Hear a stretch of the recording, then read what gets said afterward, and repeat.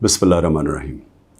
इय्याका नअबुदु व इय्याका नस्तईन। मेरे पाकिस्तानियों, बड़ी तेज़ी से इस्लामाबाद में अदालत में मेरा तोशाखाना का केस चल रहा है। हमायूं दिलावर साहब प्रेजाइड कर रहे हैं उसमें, और हमने कोशिश बड़ी की है कि chief justice Islamabad high court, और हम बड़ी देर से कोशिश कर रहे हैं कि वो हमारा केस ट्रांसफ़र करें यहाँ हमायूं दिलावर से, क्योंकि ये हक़ होता है एक जो हर शख्स का, इसका हमें आइन, हमारा कानून हक़ देता है कि अगर हमें एक इत्मीद एक जज पे नहीं होता तो हमारा हक़ होता है कि हम अप्लाई करें कि हमारा केस ट्रांसफ़र कर दें। और ये हमने तब से किया था, ये मैंने कल भी बात की, मैं फिर भी आपको बता दूं कि जब मुझे गैर आइनी और कानूनी तौर पे उठाया गया इस्लामाबाद हाई कोर्ट से और मुझे पुलिस लाइंस में रखा गया, तो उधर एकदम पता चला कि हमायूं दिलावर साहब ने अदालत गाली और मुझे तलब कर लिया तोशाखाना केस पे। ना मेरा वकील, ना मुझे पता है किसी चीज़ का, और उस केस में फिर फर्द जुर्म लगा दिया। कानून तो यह है कि मुझे बता के लगाना चाहिए था, बताए बगैर लगा दिया। तो हमें तब ही समझ आ गई कि ये हमें यहाँ इंसाफ नहीं मिलेगा। तो उसके अगले दिन हमने तब से अप्लाई किया इस्लामाबाद हाई कोर्ट में ट्रांसफ़र का। अब मैं बात कर रहा हूँ 12 मई को। ये तकरीबन अब समझ लें कि 3 महीने गुजरने लगे हैं। तब से अप्लाई किया हुआ है और कोशिश करते गए कि हमारा केस इस अदालत से निकाला जाए। उसके बाद बहरहाल जो मैंने आपको बताया कि केस हुआ, मैंने 35 सवाल दिए गए। मुहर्रम की 3 छुट्टियां थी, बड़ी मुश्किलों से हमने वो अकाउंटेंट को ढूंढा। असल में ये सारे सवाल टैक्स के बनते हैं। ये जो इस अदालत में सवाल हैं, ये हैं सारे टैक्स के, क्योंकि कहा जी आपने ये डिक्लेयर नहीं किया, आपने ये बेचा, ये डिक्लेयर नहीं किया। तो मैंने वो सारे 35 के 35 सवालों का जवाब दिया, और हर एक का जवाब मैं खड़े होकर अदालत में एक एक का जवाब दिया। तो वो जो एक जगह, और इन्होंने सरकारी 2 गवाह पेश किए। अब सरकारी गवाह क्या उन्होंने गवाही देनी थी, तो हमने कहा क्योंकि वो जो जवाब हैं उसके लिए मेरे अकाउंटेंट की ज़रूरत है, क्योंकि एक 40 साल से मेरे अकाउंटेंट वही फर्म है। मेरे पास जो पैसे आते हैं, जो मेरे खर्चे होते हैं, वो मैं उनको बता देता हूँ। वो फिर टैक्स फॉर्म्स भर देते हैं, वही इलेक्शन कमीशन की फॉर्म्स भरते हैं, वही वेल्थ टैक्स जो होता है वो भरते हैं। तो उनके पास सारा रिकॉर्ड होता है। तो अब मैं तो नहीं जवाब दे सकता कई चीज़ों के। तो मैंने गवाह के अंदर अपने अकाउंटेंट को कहा कि वो बैठे, और वो जो ख़ास तौर पे एक जगह पे बात फंसी हुई है कि जी पैसे तो आप शो कर रहे हैं, लेकिन पैसे के ऊपर आपने ये नहीं लिखा कि तोशाखाना का पैसा था।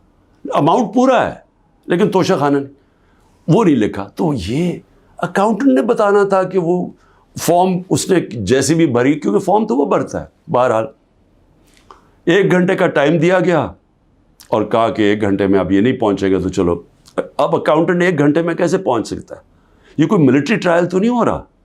उसको विटनेस ख़त्म कर दिया, और भी हमने बुलाए हुए थे विटनेसेस जिन्होंने गवाही देनी थी इन्हीं चीज़ों को, और जो मेरा हक़ है।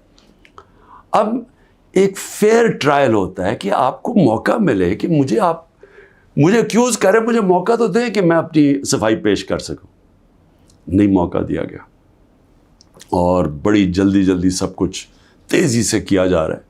छुट्टियों में कभी ट्रायल नहीं होता। ये आजकल अदालतों की छुट्टियां हैं, छुट्टियों के अंदर डे टू डे ट्रायल हो रहा है। जल्दी पड़ी हुई है कि किसी तरह ये बस जल्दी से ख़त्म हो जाए। मौका भी नहीं दे रहा है। एक दिन क्या हो जाएगा कि 1 दिन डिले हो गया, 2 दिन डिले हो गया, कौन सी क़यामत आ गई? विटनेसेस आए, हम तो मुतमईन हो जाएं कि हमने अपना केस पूरी तरह लड़ा है। लेकिन छुट्टियों के अंदर भी जल्दी पड़ी हुई है कि किसी तरह फ़ैसला आए। हालांकि हम सुप्रीम कोर्ट में भी हैं, और इस्लामाबाद हाई कोर्ट से मुझे कहना पड़ता है कि मैं काफ़ी मायूस हूँ कि वो ना फ़ैसला करते हैं, वो खींचते भी जाते हैं, वो پورا موقع دے رہے ہیں کہ یہ جب فیصلہ ہو جائے.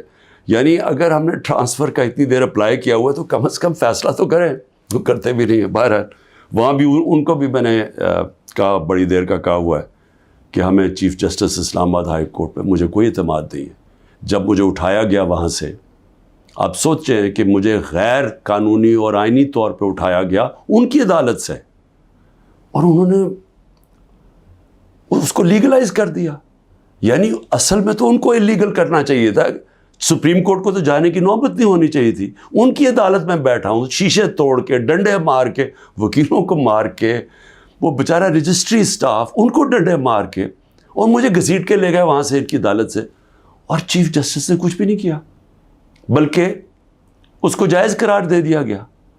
اس کے بعد جو اس سے پہلے ٹرین کیس تھا, 3 ممبر بینچ بیٹھا, دو ججز نے واضح طور پہ کہہ دیا کہ مینٹینیبل ہی کیس. چیف جسٹس صاحب فیصلہ ہی نہیں کر رہے, وہ بھی لٹکائے ہوا ہے وہاں. اور ہمیں اعظم سواتی کو بہت اعتراضات تھے. انہوں نے لیٹر لکھا کہ مجھے اعتماد نہیں ہے آپ کے اوپر. تو نہ وہ اپنے آپ کو ریکیوز کرتے ہیں, نہ ادھر نیچے سے ریکیوز کر رہے ہیں. اور پھر ہمیں بڑا ایک سیریس چیز ہے یہ جو فیس بک پہ دیکھیں, فیس بک 90 دن تک فیس بک کا ریکارڈ ان کے پاس پڑا ہوتا ہے. اگر FIA یا جج صاحب ایک صرف آپ کو ای میل کر دیا فیس بک کو کہ یہ کیس ہو رہا ہے, آپ مہربانی کر کے بتا دیں کہ 90 دن تک ان کی جو بھی فیس بک میں پوسٹ تھی وہ کون سی تھی. کیونکہ 90 دن تک جو لوگوں نے دیکھا ہے اور پوسٹ بھی کیا ہے کہ اس کے جو ہمایوں دلاور کی پوسٹ تھی اس پہ انہوں نے جو ان کا میرے متعلق پوسٹ کی ہوئی ہیں, وہ تو اگر کوئی بھی دیکھ لے تو مجھے تو ان سے انصاف نہیں مل سکتا. لیکن وہ FIA کے پاس گئے اور FIA نے جناب کہا جی وہ کیونکہ ڈیلیٹ ہو گئی ہیں, وہ FIA نے کلین چٹ دے دی. میچ فکس ہوا ہے. ابھی بھی اگر آپ کسی کو انصاف کی فکر ہے چیف جسٹس اسلام آباد ہائی کورٹ کی یا FIA کو, تو بڑا سیدھا ہے کہ ایک ای میل کریں اور فیس بک کو کہیں کہ ہمیں 90 دن کا دے. اس میں پتہ چل جائے گا کہ کیا دلاور صاحب مجھے انصاف دے سکتے ہیں یا نہیں دے سکتے. میں اس کے بعد دوسری بھی بات کرنا چاہتا ہوں, کیونکہ یہ تو اب دیکھتے ہیں, یہ بڑی تیز سپیڈ سے چل رہا ہے. اب دیکھتے ہیں آگے کیا ہوتا ہے. لیکن ابھی تک تو کوئی امید نہیں نظر آ رہی کہ جو فیئر ٹرائل ہوتی ہے وہ مجھے ملے گی, جو میرا رائٹ ہے. دوسری چیز یہ جو انہوں نے 2 بلز اسمبلی میں لے کے آئے بڑی تیزی سے, پتہ نہیں انہوں نے کتنے بل پاس کر دیے 1 گھنٹے کے اندر, کوئی 15 نئی لیجسلیشن لے آئے. وہ گورنمنٹ جو جا رہی ہے 15 لیجسلیشن, 8-10 لوگ بیٹھے ہوئے تھے اسمبلی میں. جمہوریت کا مذاق اڑا ہے, نہ وہ بل پڑھے گئے ہیں نہ کچھ ہے, جلدی سے, اور سارا بل کے پیچھے بدنیتی ہے. اور یہ جو 2 بلز انہوں نے انٹروڈیوس کیے ہیں, سیکریسی ایکٹ اور prevention of extreme violence act, یعنی یہ جو 2 بل ہیں یہ تو ایک قوم کو غلام بنا رہے ہیں. یہ تو اسٹالن کی USSR کے اندر اس طرح کے تو قانون بنتے تھے, یا نازی جرمنی میں بنتے تھے. لیکن یہ کسی آزاد معاشرے میں تو کوئی تصور بھی نہیں کر سکتا کہ انٹیلیجنس ایجنسی فیصلہ کریں گی, کسی گھر میں بھی گھس جائیں گی اور فیصلہ کریں گی کہ یہ گھر کے اندر کوئی دہشت گرد ہے, اور وارنٹ ایک جو ہوتا ہے گھر میں گھسنے سے پہلے آپ کو سرچ وارنٹ لینا پڑتا ہے, اس کے بغیر آپ گھس جائیں گے گھروں میں, کسی کے گھر میں بھی گھس جائیں گے اور کچھ بھی کریں گے, اور کسی کو ان کو روکنا نہیں چاہیے. تو یہ تو ایک ملک میں بالکل ہی غلاموں کو کنٹرول کرنے کے لیے ہو رہا ہے. پھر سیکریسی ہے, ایک اور ایکٹ لے آئے ہیں کہ آپ کسی بھی اگر کوئی انٹیلیجنس ایجنسیز کا کوئی آدمی ہے, اس کا آپ نام بھی نہیں لے سکتے. اگر آپ نے نام لے لیا تو وہ آپ کوئی اسٹیٹ سے غداری کر دیں گے, سیڈیشن ہے وہ. تو یہ تو اس طرف جا رہا ہے کہ جنرل مشرف کے مارشل لاء میں بھی اس طرح کی حالات نہیں تھے. یہ تو بالکل ایک وہ معاشرہ, اور مجھے لگ رہا ہے کہ تیاری کر رہے ہیں کہ انہوں نے تو الیکشن کا کوئی نیت ہی نہیں نظر آ رہی. تو اگر الیکشن نہیں کروانے ہیں تو اس کے بعد تو پھر لوگوں کو کنٹرول ہی کرنا پڑے گا, تو انہیں حربوں سے کنٹرول کرنا پڑے گا.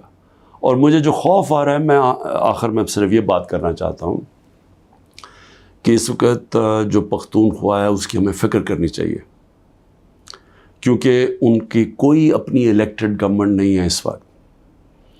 ان لوگوں کو اوپر مسلط کر دیا ہے جن کی کوئی قانونی حیثیت نہیں ہے، اور وہ جو وہاں کر رہے ہیں، جس طرح کی کرپشن ہو رہی ہے اور جس طرح کا وہاں وہ صوبہ آہستہ آہستہ وہاں دہشت گردی بڑھتی جا رہی ہے، لا قانونیت بڑھتی جا رہی ہے، تو وہ تو لوگوں کو پہلی نوجوان وہاں سارے قبائلی علاقے کا جو جس طرح کی تباہی مچی تھی، جس طرح کی قتل و غارت ہوئی ہے قبائلی علاقے میں، ڈرون اٹیک سے، ملٹری آپریشنز، اوپر سے طالبان ایک طرف، وہ دوسری طرف فوج، تو وہ جو لوگوں سے ہوا، جس طرح کی تباہی مچی وہاں، تو وہ تو اسی سے ابھی نکل رہے ہیں. تو اگر یہ اسی طرف چلا گیا پھر سے، تو مجھے تو سمجھ نہیں آ رہی کہ کیا جو اس وقت فیصلے کر رہے ہیں اس ملک کے، کیا ان کو اندازہ ہے کہ نیچے گراؤنڈ کے اوپر کس طرح کا غصہ اٹھ رہا ہے؟ کیا اندازہ ہے کہ جب وہ پولیس لائنز کے اندر جب 100 پولیس والے شہید ہوئے تھے، پتہ ہے نیچے سے کیا آوازیں آ رہی تھیں؟ اور اب جو بجوڑ میں ہوا اس کے اوپر سارے پختونخوا کے اندر کس طرح کا غصہ گیا ہے؟ کیا کسی کو اندازہ ہے کہ یہ کس طرف جا سکتا ہے؟ اور میں اس لیے کہہ رہا ہوں کہ بہت ضروری ہے، ایک ہی طریقہ ہے کہ یہ جو نیچے گراؤنڈ کے اوپر غصہ ہے یہ تب نکلتا ہے جب الیکشنز کرواتے ہیں. الیکشنز میں لوگوں کا غصہ نکل جاتا ہے، اور پھر ایک جب منتخب گورنمنٹ آتی ہے لوگ امید لگا لیتے ہیں، اور ہوتا کیا ہے کہ وہ جو سارا ٹیمپریچر ہے وہ نیچے آ جاتا ہے، سٹیبلٹی آ جاتی ہے، استحکام آ جاتا ہے ملک میں. تو یہ جو دوسری طرف ابھی کوششیں ہو رہی ہیں، جو لوگ اس ملک میں جن کا جینا مرنا ہے ان کو خوف آنا شروع ہو گیا. جو 12 لاکھ یہاں سے پروفیشنلز چھوڑ کے گئے ہیں اور جا رہے ہیں، آج ہمیں سمجھ آنا چاہیے کہ ان کی امید ختم ہو گئی ہے. یہ سب سے خطرناک چیز ہے کہ ایک معاشرے میں لوگوں کی امید چلی جائے. تو جس طرف ہم جا رہے ہیں یہاں تو کوئی روشنی نہیں نظر آ رہی، اور اگر انہی لوگوں نے بیٹھے رہنا یا اسی طرح پاکستان میں الیکشنز کے بغیر ایک کنٹرولڈ گورنمنٹ چلانی ہے اور لوگوں کو کنٹرول کر کے چلانا ہے. میں یہ اپنے تجربے سے ایک تاریخ کا ایک طالب علم ہوں، میں آپ کو بتانا چاہتا ہوں جو سیاست میں ایک زیرو سے ایک پارٹی آج سب سے بڑی ماشاءاللہ پاکستان کی پارٹی ہے، جو میرا تجربہ ہے عوام کا، میں آپ کو کہنا چاہتا ہوں کہ یہ پاکستان کو ادھر لے کے جا رہے ہیں. جو لوگ سمجھ رہے ہیں کہ وہ ڈنڈے کے زور سے اس ملک کو کنٹرول کر لیں گے، وہ سمجھتے نہیں ہیں، عوام کی سوچ نہیں سمجھتے، نہ وہ تاریخ جانتے ہیں، نہ وہ پولیٹکس سمجھتے ہیں، اور وہ پاکستان کے لیے بہت بڑا خطرناک اندھیرے کی طرف ہم لے کے جا رہے ہیں. پاکستان زندہ باد.